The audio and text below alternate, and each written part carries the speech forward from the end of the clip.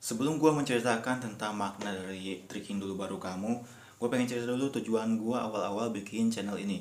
Yaitu tujuan gue untuk memperkenalkan olahraga tricking ke orang awam.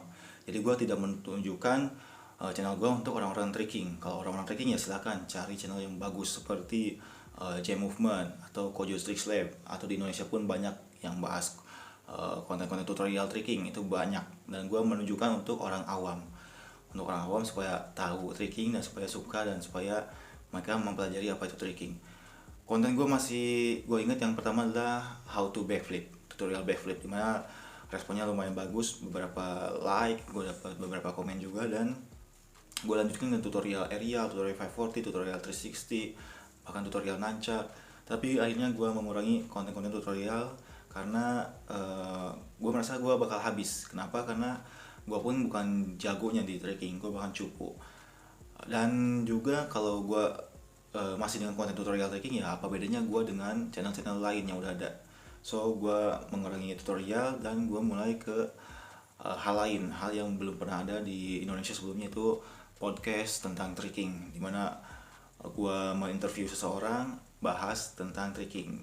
Jadi ini cukup gila banget untuk orang yang nyari view, itu gak bakal ada viewnya. Kenapa? Karena ngapain orang nonton orang ngobrol dan bahas tricking aja orang nggak tahu, apalagi ini dibikin podcast dan durasinya panjang-panjang. Jadi memang gue tidak mencari views yang banyak, gue nggak nyari subscriber yang banyak. Gue pengen menyampaikan aja apa yang gue pengen sampaikan, dan kalau ada yang like, kalau ada yang views ya bagus, kalau nggak ada pun nggak apa-apa, nggak masalah, karena gue tidak gila views. Nah, terus gue pertama mendatangi Fatwa Ramadan, di mana dia adalah one of the best trickers in Indonesia, I think, dan bahkan the best trickers menurut gue.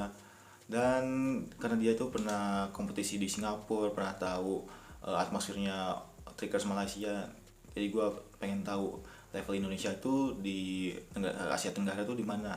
Dia bilang 11-12 dengan Singapura, dengan Malaysia, bahkan Indonesia tuh bagus banget secara komunitasnya, karena komunitas itu berkembang banget pesat di Indonesia.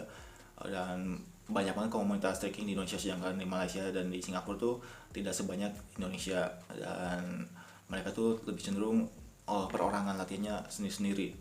So kalau kalian nonton video itu, kalian bisa tahu nih apa level Indonesia itu di mana.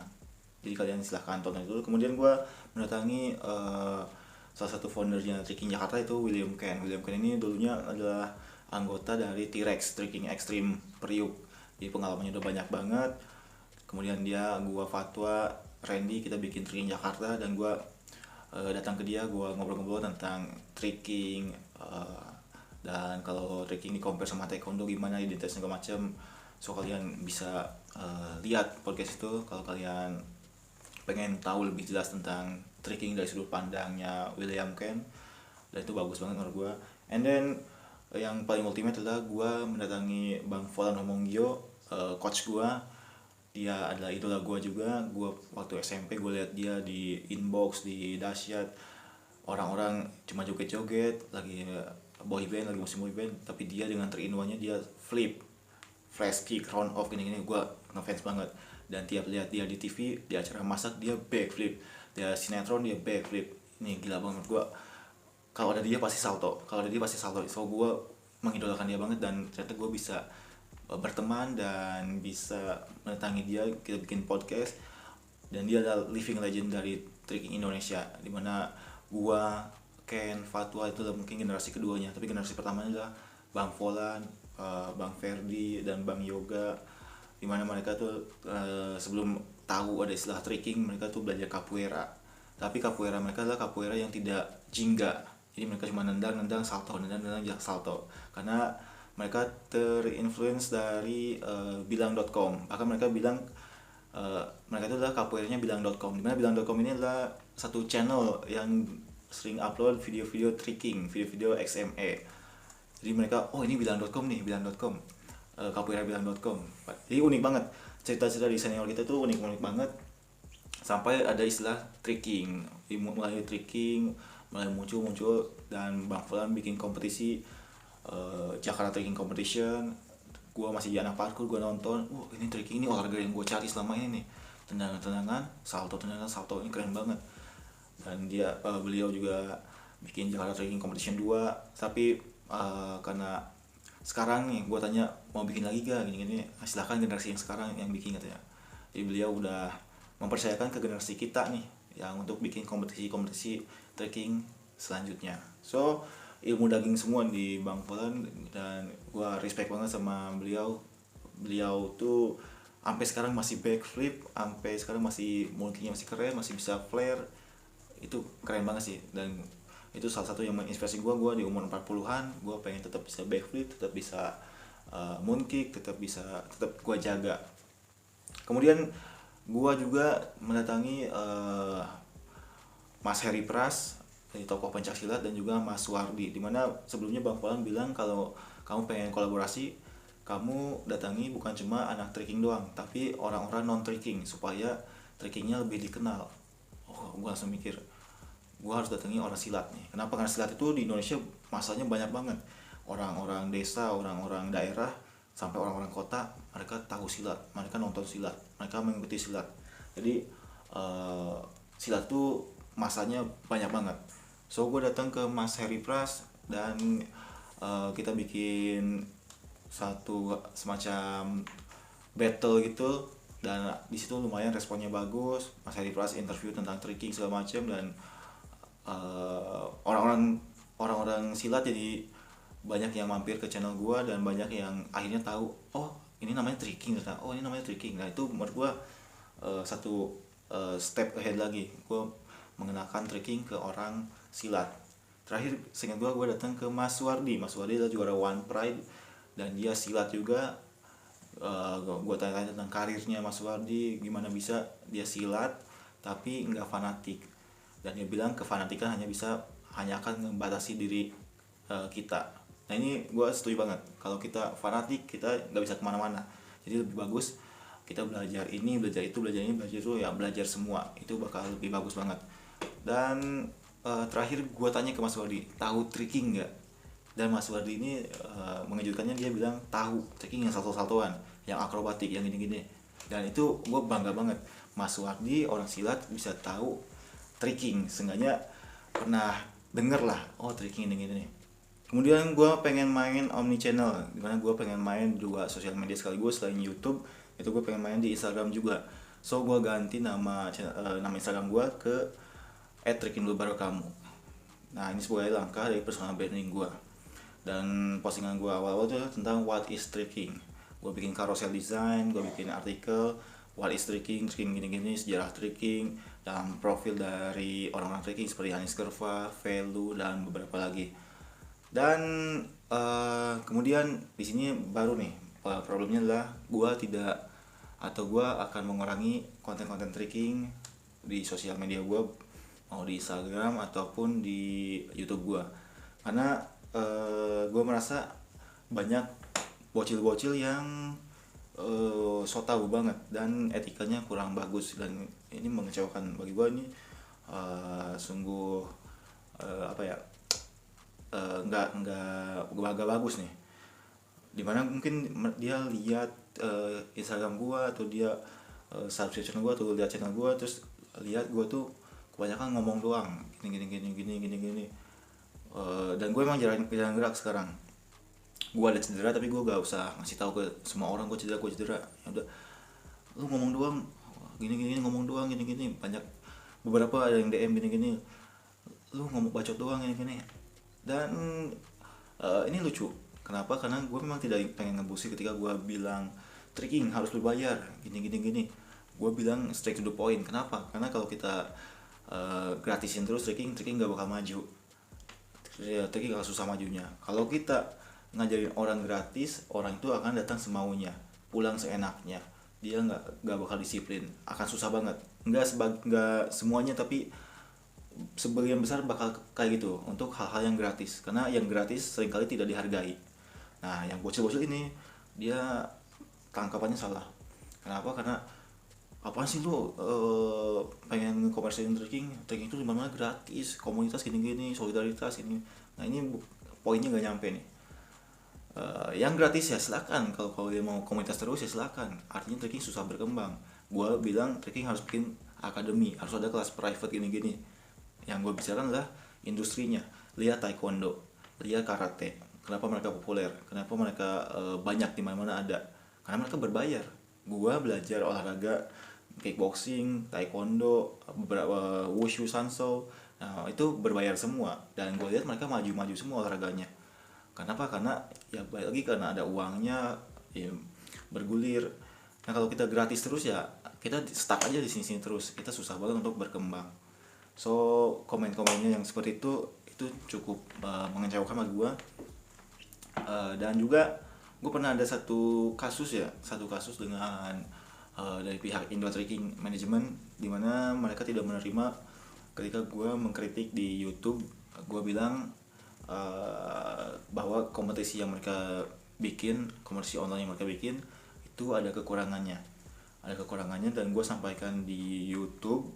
Mungkin anggapan mereka salah itu karena gue bilang di YouTube, dimana orang awam tuh bisa dengar. Kenapa nggak bilang secara personal? Ya gue bisa terima, kalau mereka tidak suka kalau gue bilang di YouTube. Harusnya personal aja, kalau ada kekurangannya bilang secara personal. Tapi menurut gue kritik dimanapun sama aja, maksudnya adalah untuk membangun. Dan ya gue ada selek dikit, dan dari situ mungkin orang yang membenci gue jadi semakin banyak mungkin ya, karena gue ini bukan siapa-siapa di trekking, tapi gue banyak bicara tentang trekking, tentang industrinya, tentang trekking itu harus begini, harus begitu. Dan cara Sandika itu sekarang mungkin image-nya yang ngomong doang, dan gue bisa menerima kalau gue memang jarang gerak. Tapi kalau dibilang ngomong doang, ini agak keliru nih. Kenapa? Karena kalau gue tantang balik, lu bisa gak ngomong kayak gue rasa lu gak bakal bisa. Kenapa? Karena ketika gue ngomong, gue menyampaikan satu pesan. Gue nggak asal bacot, tapi gue di konten gue bilang, gue selalu bahas sesuatu yang kalau didengerin pasti ada dagingnya. Ketika gue mengkritik, itu berarti gue menguraikan kalau misalkan memang ada kekurangannya. Ini ada kekurangannya, terus apa solusinya, Chan? Ya silakan kalian mikir solusinya apaan. Karena mengkritik tuh nggak harus kasih solusi. Kalau mengkritik harus ngasih solusi terus, ya ibaratnya kasihan. Sekarang misalkan ada PPKM, orang-orang desa nggak ngerti apa-apa, tapi mereka harus PPKM. Mereka ngekritik, terus solusinya apa, Bu? Ya nggak bisa lah, pemerintah yang harus nyari solusinya. Nggak bisa orang desa yang ngasih solusi, karena mereka nggak ngerti apa-apa. Jadi mengkritik itu nggak harus ngasih solusi, menurut gue pribadi.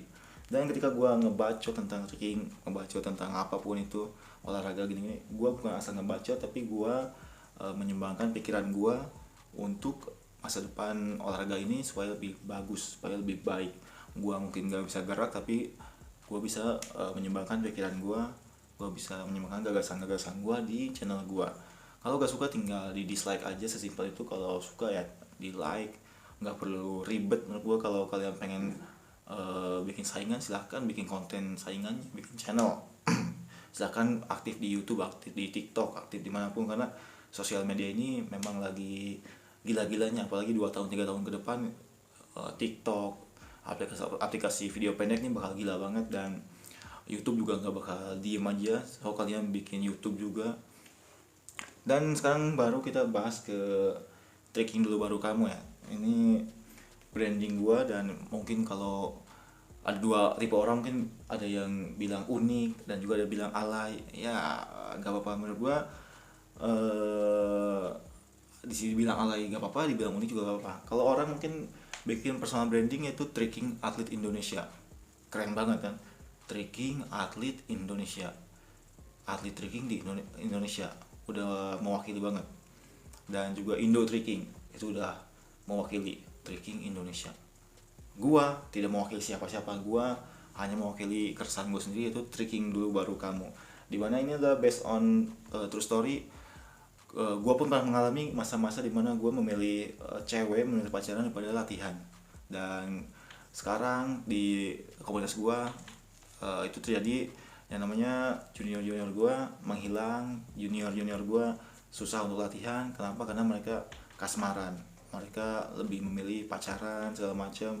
Bahkan kalaupun latihan, gua storyin nggak boleh. Kenapa? Karena katanya, kak jangan storyin, nanti pacar saya marah gini gini gini. Sebucin itu. So gua pengen muntah, kok bisa lu dilarang-larang sama cewek lu yang bukan istri lu, dilarang-larang tentang hobi yang positif. Kalau mungkin hobi lu negatif, judi segala macam, ya dilarang ya gak apa-apa, nurut.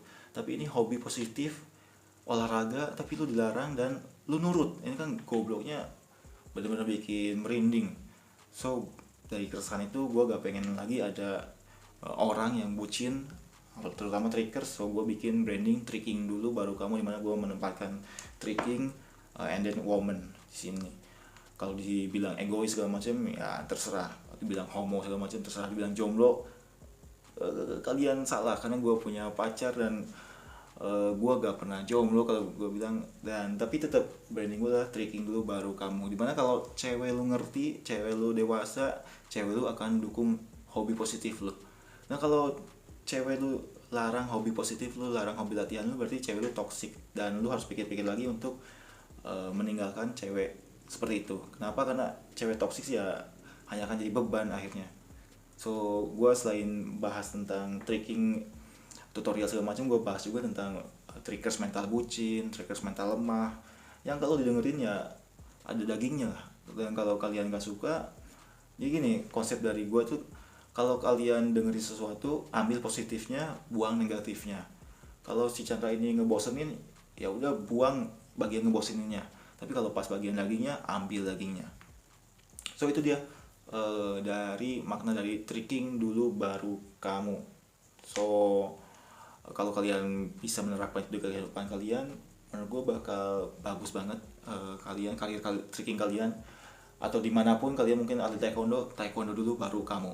Kalian parkour dulu baru kamu. Futsal dulu baru kamu. Kenapa? Karena hakikatnya ketika value lu naik nih, lu di tricking udah di somebody, di futsal lu udah di somebody, di parkour lu udah di seseorang, ya cewek pasti ngikutin. Insya Allah ngikutin. Lu bakal dianggap gentleman, lu bakal dianggap berharga. Jadi cewek ini bakal beruntung dapetin lu, bukan lu doang yang beruntung dapetin cewek ini. Kalau lu doang ngerasa beruntung dapetin cewek ini sedangkan cewek ini enggak, ya akhirnya lu bakal jadi bucin, lu akan jadi yes man doang. Disuruh ini iya, dilarang ini iya, ngikut. Nah ini bakal jadi bucin yang menyedihkan.